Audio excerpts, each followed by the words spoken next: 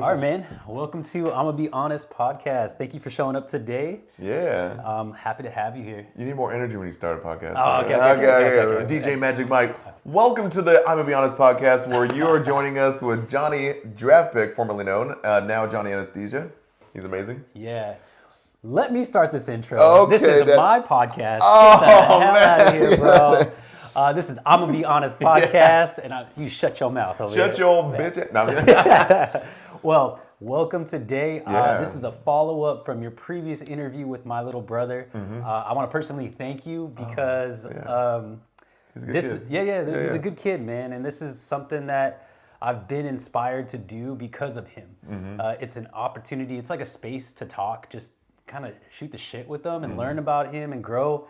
And I think being an older brother, but also trying to be that father figure, it's been challenging.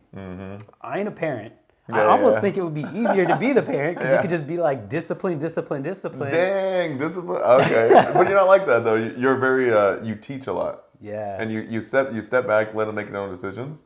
And then when they do fail, like, that's the hardest part about parenting, I think, is like letting someone fail and then just be like, hey, you failed. You know you did. What are you going to do to improve?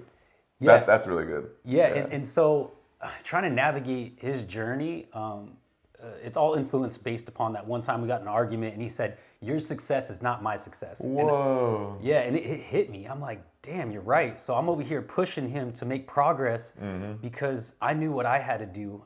Coming from our generation, you work hard, you grind. Yeah, you grind, you bust your ass and you just get through it and you make no excuses. And when he said that, I had to think about where I was at his age. Yeah.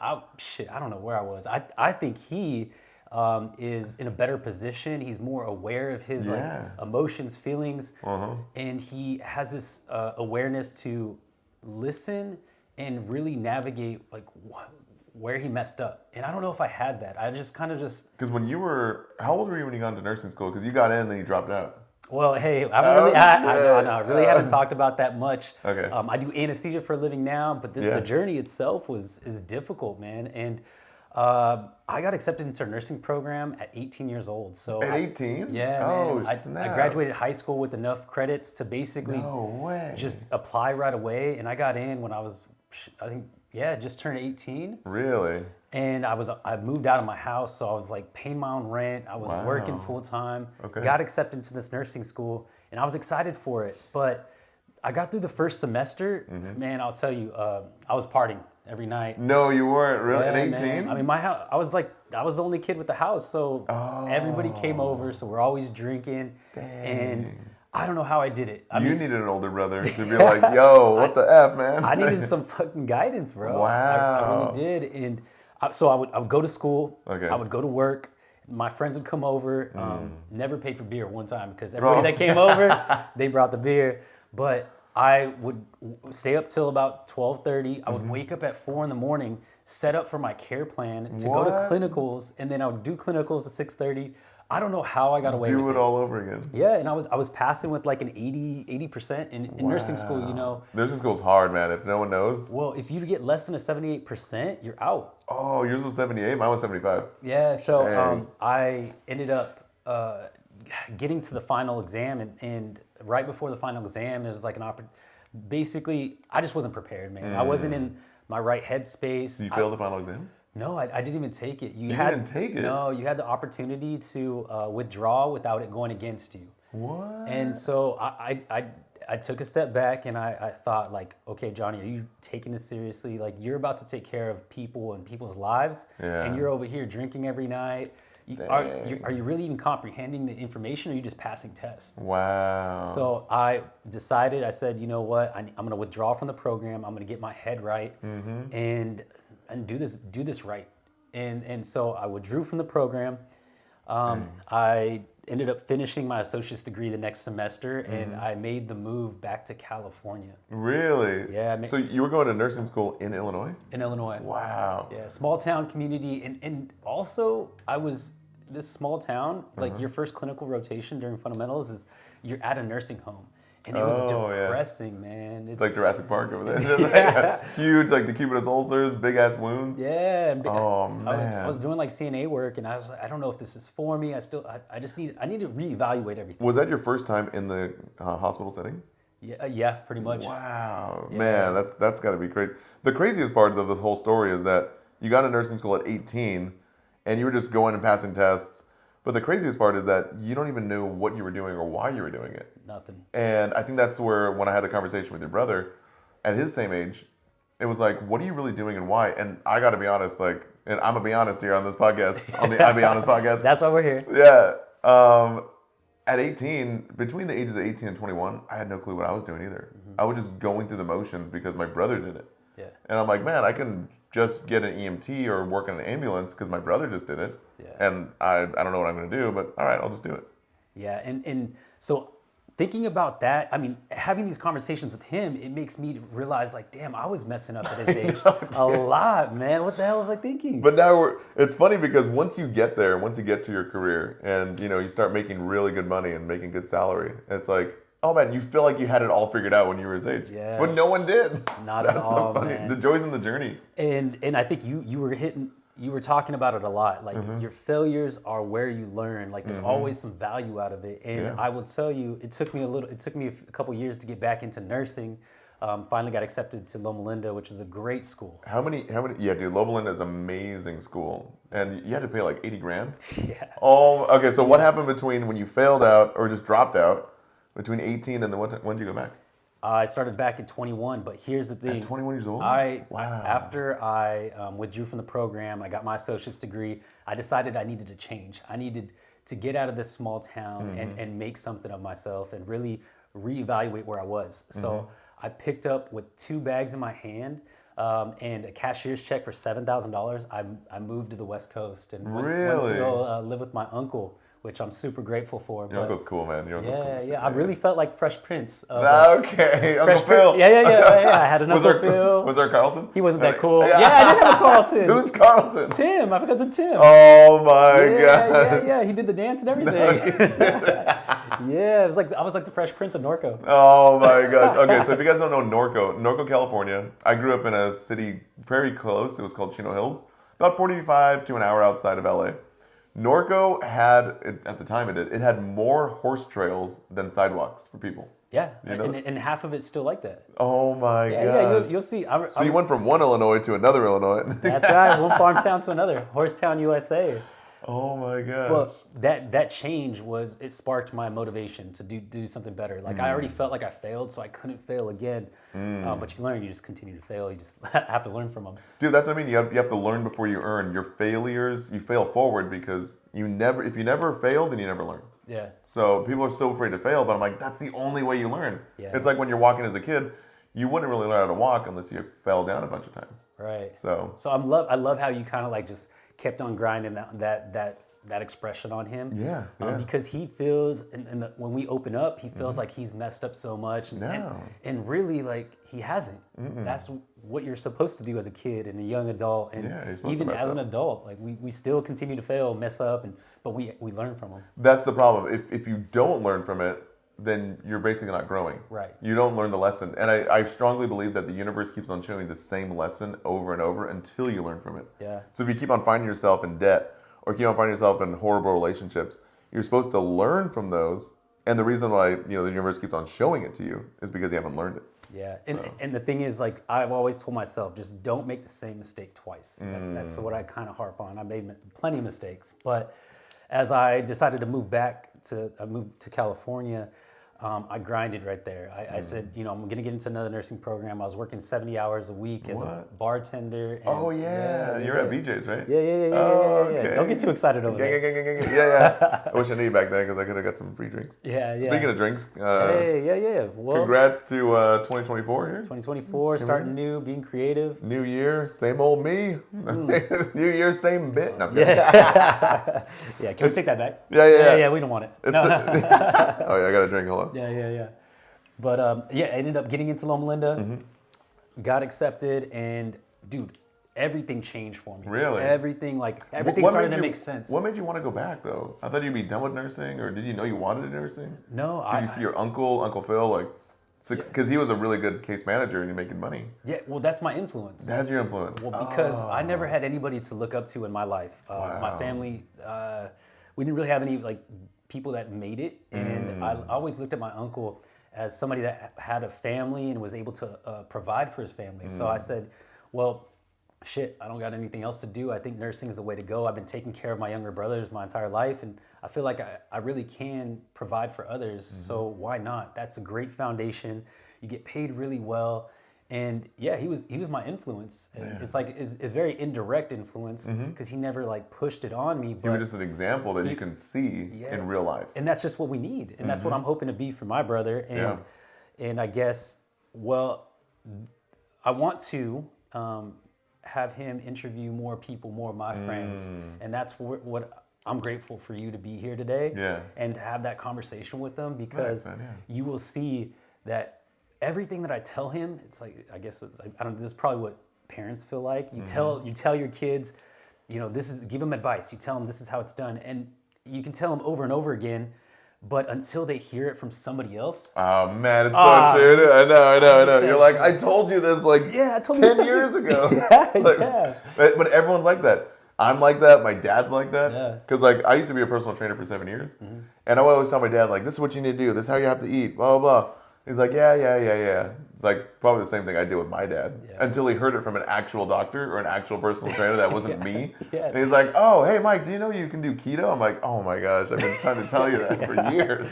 So I feel that pressure. I feel that. So that's why I'm hoping, I want him to be surrounded around my friends or even any type of positive influence. There's positive and negative everywhere, but you really hit. We really hit on talking about hanging out with the top 5 people. Yeah. You just hang out with the people that you want to be like, and your vibe attracts your tribe, right? But the problem is, when you're growing up, you're trying to find your vibe, because all the people that you're growing up with, everyone's on like that same level, trying to get their first job, trying to figure out life.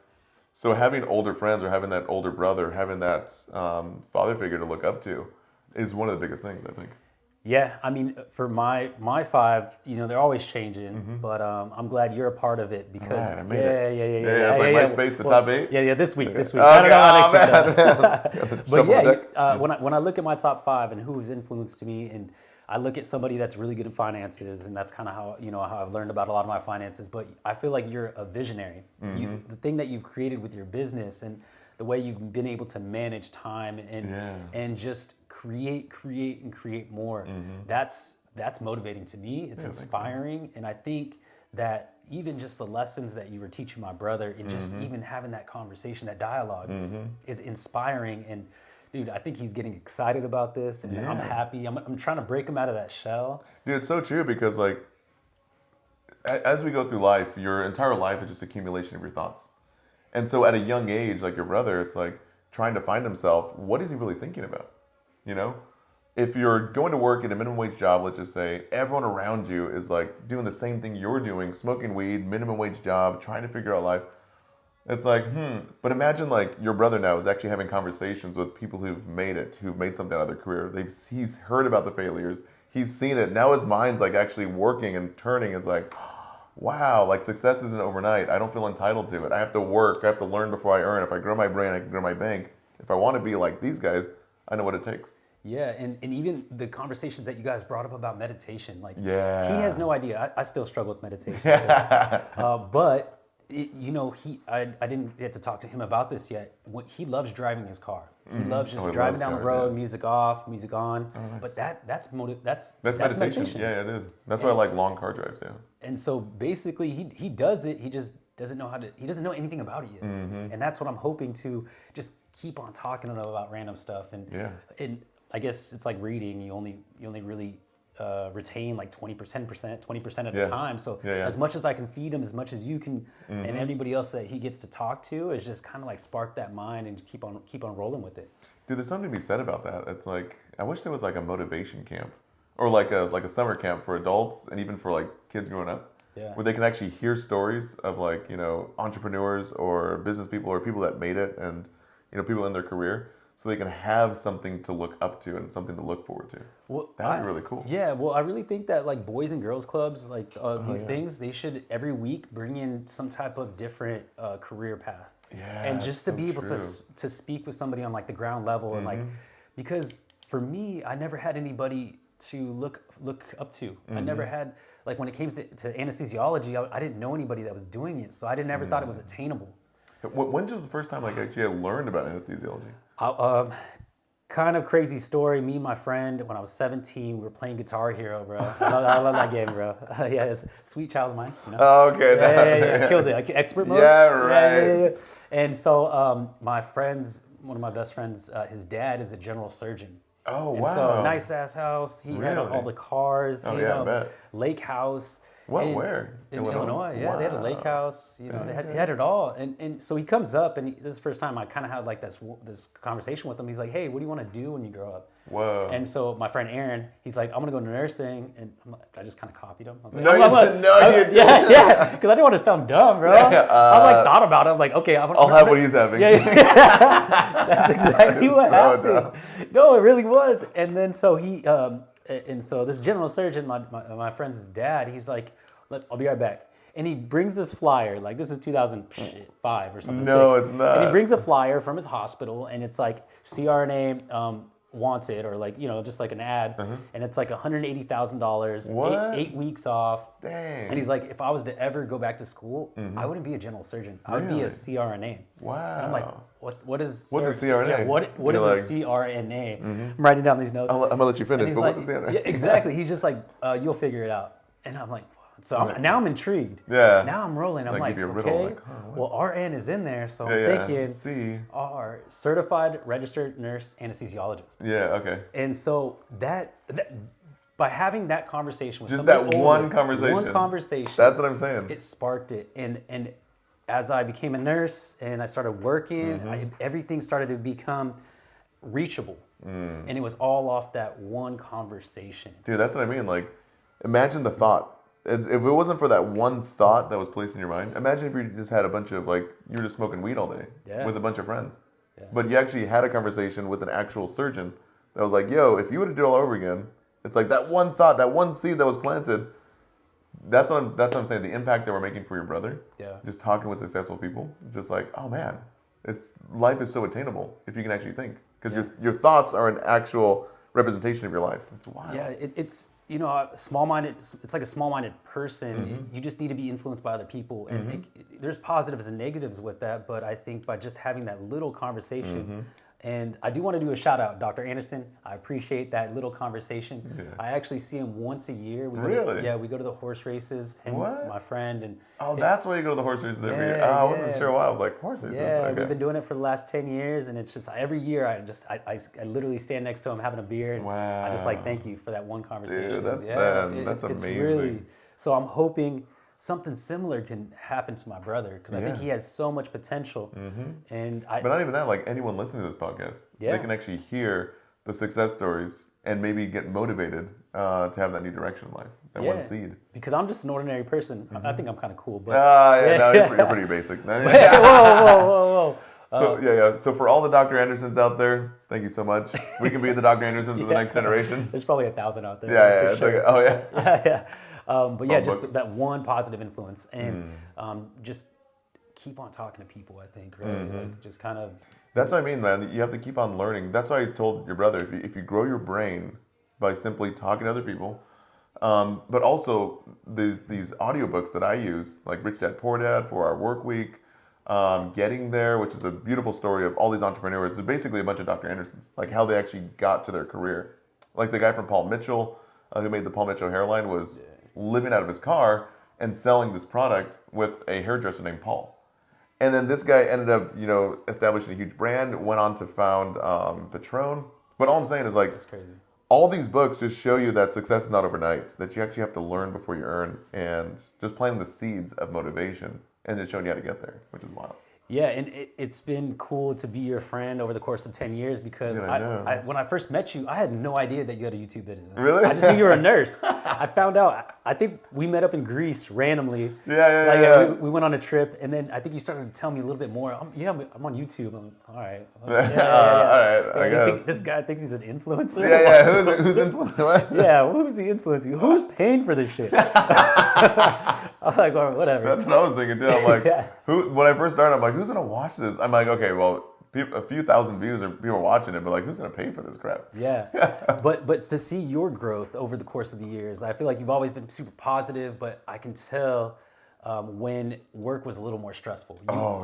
There's we would always go out. We traveled. I don't know. I probably met you in like 8 different countries, but you always had this energy about you. But I think that I could also tell when you're a little more stressed, based upon your health and just I honestly just the way you put yourself together. And so, but I've seen you up, down, left, and right. But you always maintain this positive like atmosphere. No, but that's the joy in the journey too, because it's like every like climbing a mountain. It's like, it's not one linear. People think that success is linear.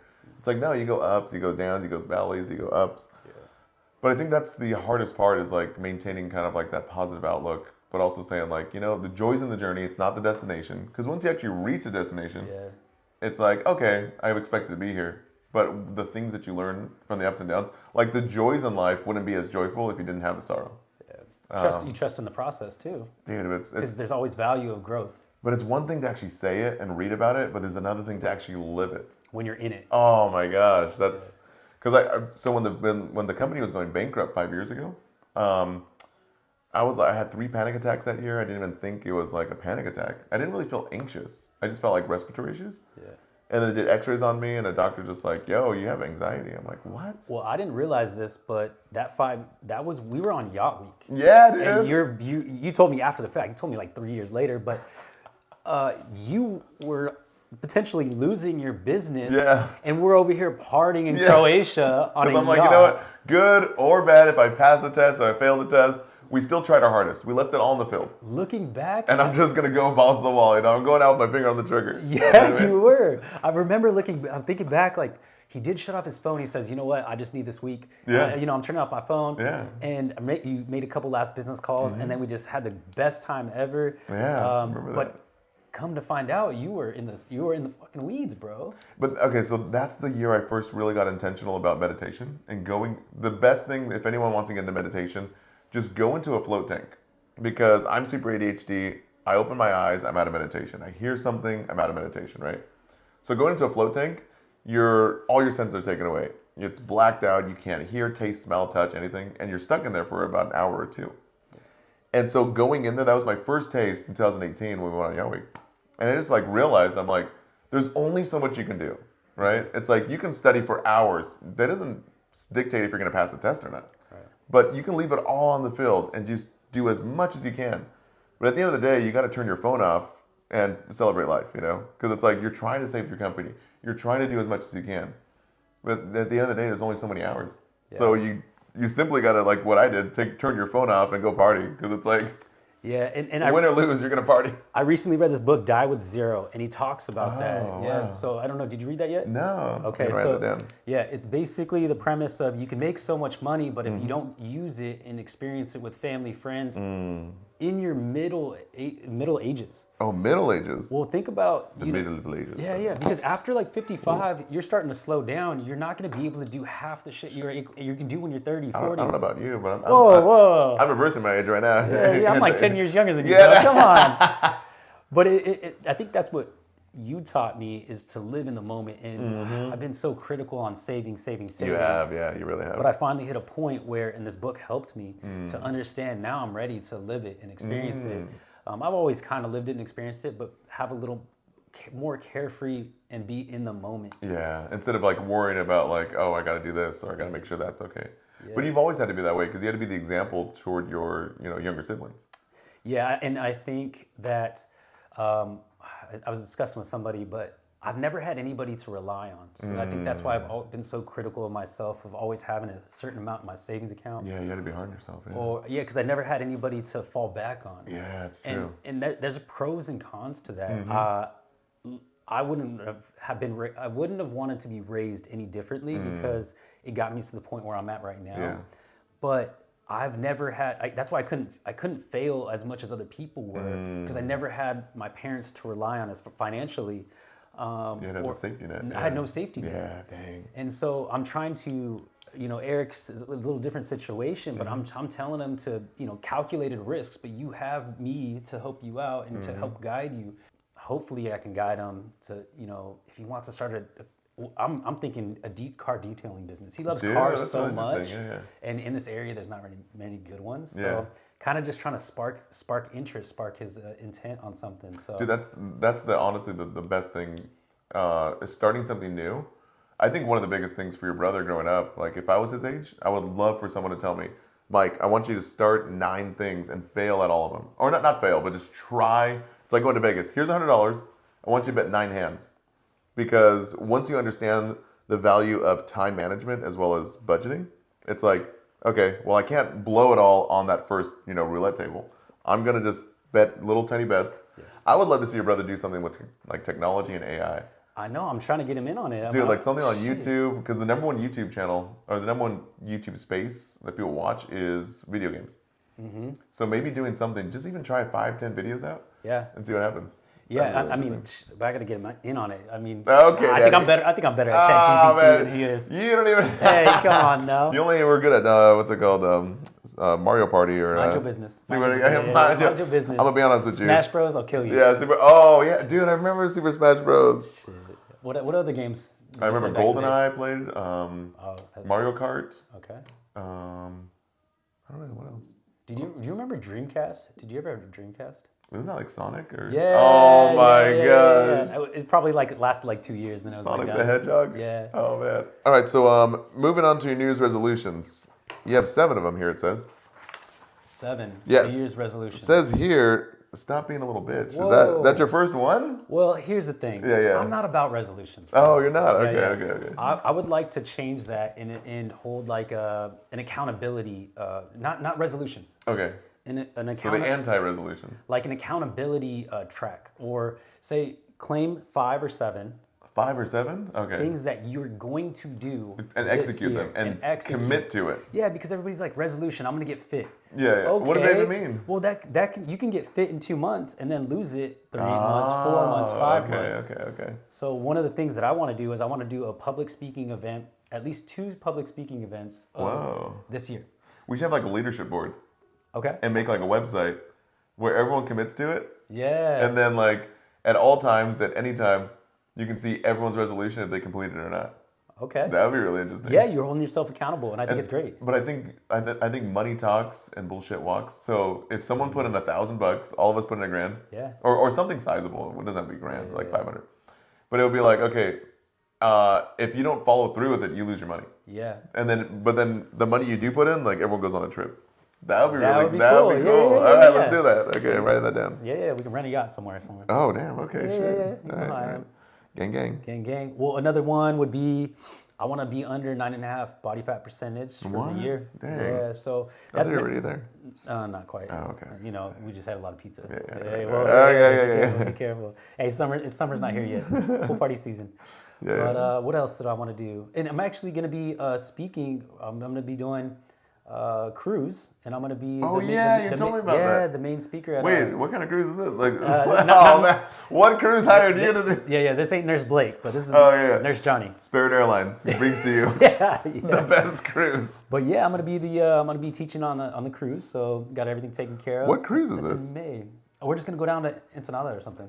Oh, yeah, just like one of those 3-day cruises, but some nurses, some PACU nurses threw together a whole convention, and I think there's like 200 or 300 people. Whoa. Yeah, so I'm down. Cruise? Yeah. Really? Yeah, okay. For sure. You get some. Can I be a heckler? Hey. Yeah. I'll teach you a few things. Lame. No. Yeah. So it's a CRNA cruise?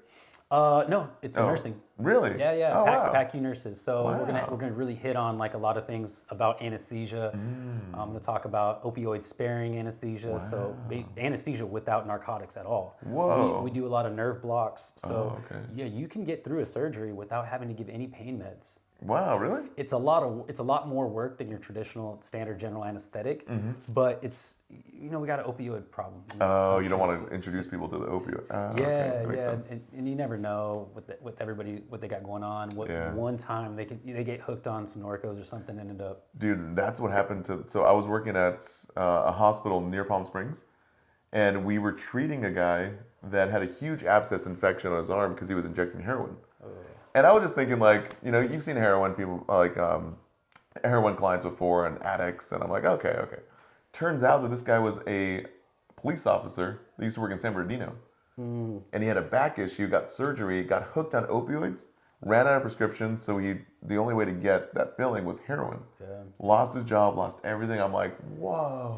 Super sad stories. There's a lot of them out there, and a lot of back injuries that end up like that. It's super unfortunate, but anything that I can do in my practice, I try to do. So nerve blocks are a big thing. You can literally do, if they have an elbow surgery, you can knock out some nerves right here and just make this whole all numb. Really? And they can do the procedure I can just give a little bit of like propofol or something like that. What? So they can be breathing on their own, eyes closed, sleeping. Really? But if you block these nerves to the arm, they can't feel anything. It's like going to the dentist. You know how they do this? You feel pressure, you feel them pulling on the tooth, but you don't feel the sharp pain when they're cutting away. Dang. That's what nerve blocks are for. Can you do like nerve blocks on your face? Because like, man, it hurts when they do like... Oh, the injections? All the injections on my face? Yeah, well, I mean, those, you can. But your face is like... Oh. Yeah, you just can't be a pussy ass bitch. Oh, PAB. Yeah, PAB. This has been brought to you by PAB Incorporated. If you think you're a PAB pussy ass bitch, we're looking for people like you in your area.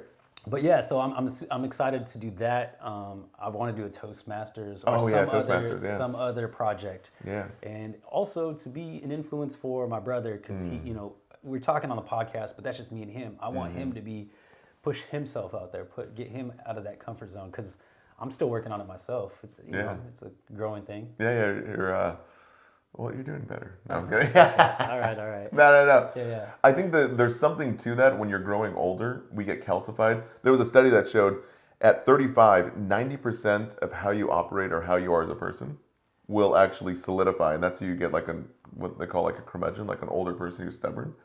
But the thing that actually increases neuroplasticity is learning something new, trying new things.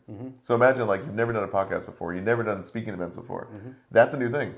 Right. Like for me, I can just do like something that I've never done before. I don't know. Yeah. So what is it's like you can't teach a dog new tricks or something like that. But that's what I mean. Like to keep the old dog young, teach them new tricks. You know what I mean? So what do you think I should get into? Well, not being a PAB. Yeah. No. What is resolution or accountability? What do you want to hold yourself accountable to this year? I don't know, to be honest. Well, you got a lot of projects going on. Yeah, I have a lot of projects going on. I think one of the biggest things is my sleep. I'm so into health. I take like over 100 supplements a day. My big project was, what if I did everything that anyone has ever done or recommended on a podcast? And I've taken, I do my morning routines, like Dr. Huberman says, salt and sunlight in the morning. I do the Brian Johnson, the guy's spending $2 million a year on his health. I follow his vitamin protocol. I follow the diet. But I'm like, the one thing that I never prioritize is sleep. And sleep is the foundation to all your health. Your immune system. Skin. One of the other things is like they say 3 nights of bad sleep, you have signs and symptoms of mental health disorders. You actually get depression. I'm sure it follows up with dementia later in life too. Yeah, you damage to the brain. Yeah, of course.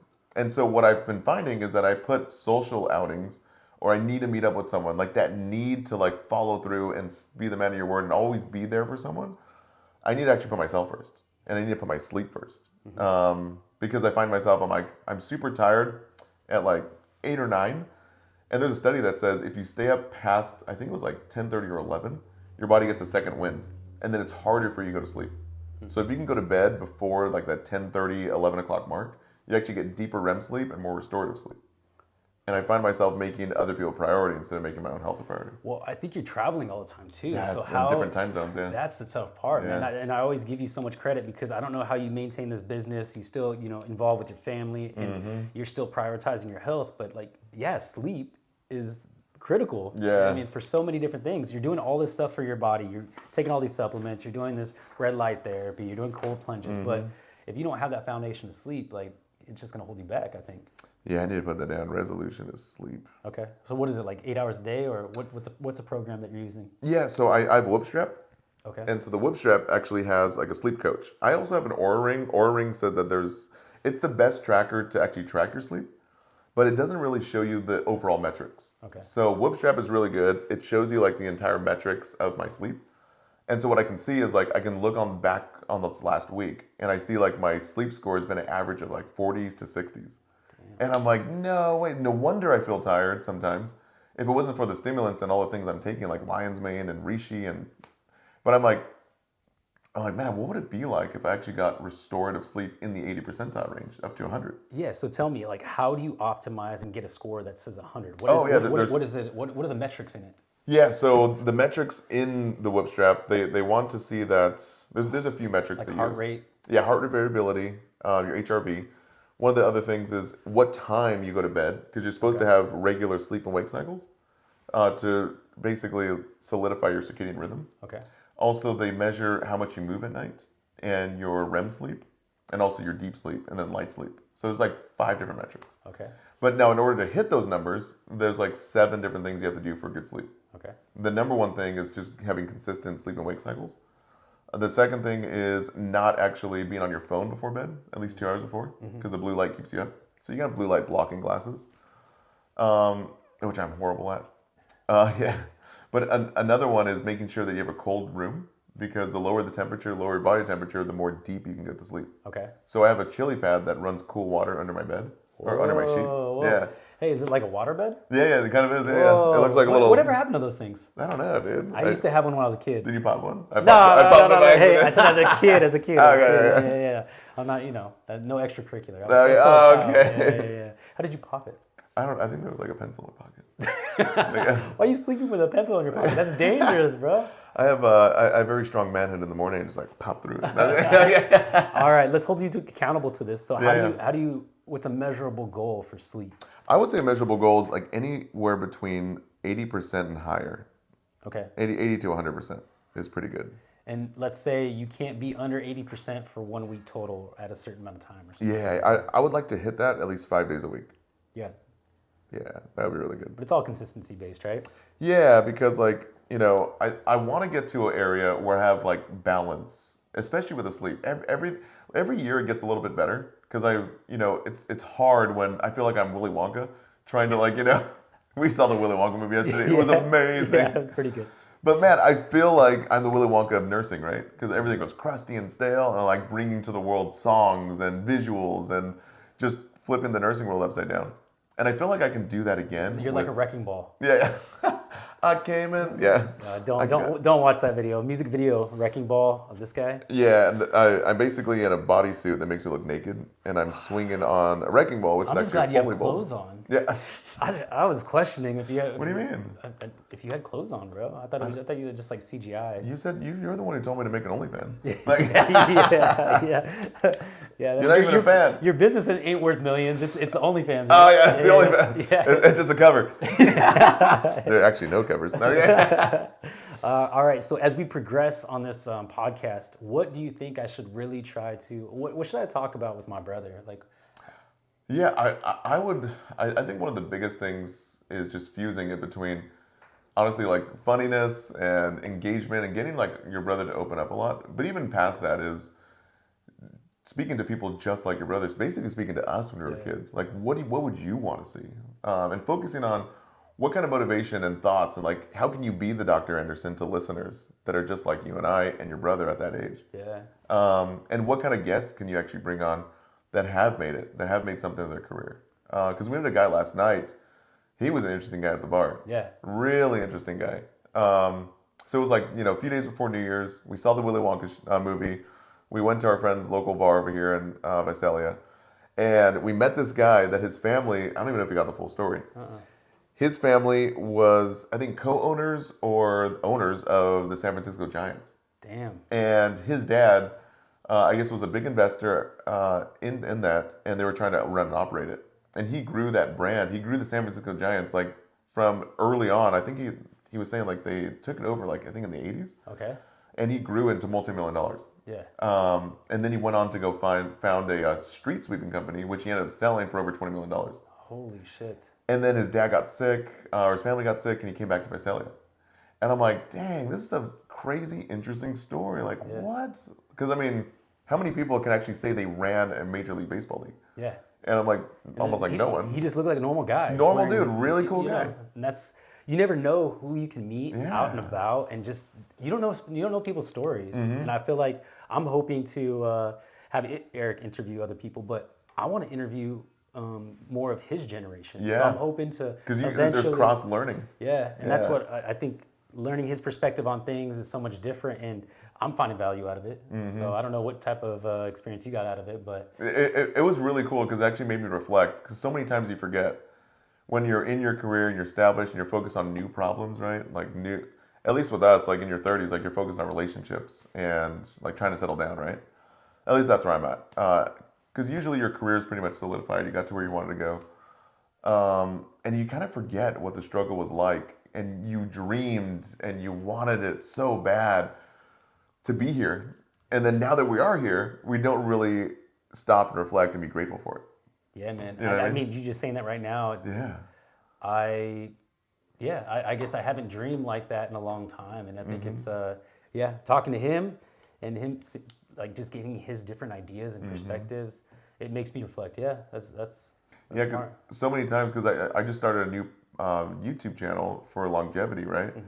And I remember the day I started it was late, and I'm like, oh yeah, and I made a video about it. I'm like, there's no views, there's no nothing, because usually now when I go onto YouTube, there's like thousands of views. We're almost pushing 100 million views site wide. We just hit 1 million subscribers. Congrats. Thanks, man. And we're just like slam dunking, right? Yeah. And then it's weird because I haven't felt like lack of confidence in a while. And when I started it, and we launched like 20 videos, and I'm like, wow, no one's like really watching these videos. Yeah. And I'm like, man, can I even do this? And it was weird because I kind of reflected when I was talking to your brother, because I was thinking about that. I'm like, man, in the beginning, I had no confidence. I was just like, well, here's another failed business. Okay, well, here's another failed business. And it's so hard to keep on failing and not seeing any fruits. But the learning is where you have to focus. The learning is where you have to stack. And maybe that's one of the biggest things I'm learning now with all my failed relationships, is that you have to learn from every relationship, just like you learn from every business, just like you learn from every failed job or every failed test. You're learning so much, and then you're going to earn. And it just reminded me to be grateful for being in this situation, because when I was his age, I was just hoping for a day that I could actually be here right now. Yeah. And now that I am here, it's like I need to be grateful for it, because I prayed for what I have now. You know, that's amazing. That's what they say. And I think there's so much to talk about. We talk about finances, health, growing up, family, I mean, emotions, depression, anxiety. I don't even think he really knows about my job that much. He doesn't know anything about healthcare. He's like, I hate blood. But yeah, I don't Really? really, That's what he said? I don't think he really understands like my job. I go to work every day and enjoy it, but I don't think he understands how stressful it could be. So I really want to open up about that with him. Yeah. I think there's a lot of creative ideas that I'm kind of sparking, but I hope to really inspire him, and I'm getting inspiration from him. So I don't know where this is gonna go. Yeah, it's funny because like when you invited me on the podcast that you guys are doing, I'm just like, oh yeah, this will be fun. I've been on like 50 podcasts before, but usually it's just talking about like, oh yeah, like what are you doing in the business, or like how'd you get there, blah blah. But actually talking to your brother who's doing like is in his early 20s, I'm just like, oh man, it was so much more impactful for me. Yeah. Because I was like, wow, I totally forgot what it felt like to be there. Yeah, and the hard work that you put into so much things. I mean, I'm reflecting about when I was like, had to withdraw from school, and how I felt, and how I felt like a failure, but I still like had to bounce back and do it on my own, and I never had anybody to talk to about it. So like, this is an opportunity for me to finally talk about it. And I think that's our generation. We didn't know how to express our emotions and talk about it, and so. With his generation, they're all about talking too much. They talk about too much. I know. It's like, whoa. Yeah, he's you guys are too sensitive. Yeah, I got anxiety, I got depression. Bro, we all got that. Just keep on going. You'll be all right. Just patch it up and keep on going. Embrace it. Yeah, exactly. But that's it, right? Yeah, well. All right. Anything else? No, I think we, I think that's it. All right, cool. Remember the first podcast? Yeah. All right, guys. Thanks so much for watching the I'm Gonna Be Honest podcast. You have been joined by Johnny Draft Pick, now Johnny Anesthesia, and Mike, founder of Simple Nursing. And watch me on the Longevity Farms. Longevity Farms. All right, guys. Be sure to subscribe, hit the bell notification for our future videos, and we'll catch you next time. Hey, bro, this is my fucking podcast. Oh, I'm so sorry. Thank you for listening to I'm Gonna Be a Podcast. We got Mike, Simple Nursing Mike, Magic Mike, whatever they call him nowadays. Gang. But we're so happy to have him on the show today. Thank you for talking to my brother, giving him some guidance along the way. If you like today's conversation, make sure to comment on it. Let us know what you want to hear about. Yeah, what do you want to hear? Hit the like, subscribe, and come back next week. Gang. Gang. Hey. Thanks. Blow me up. Hey.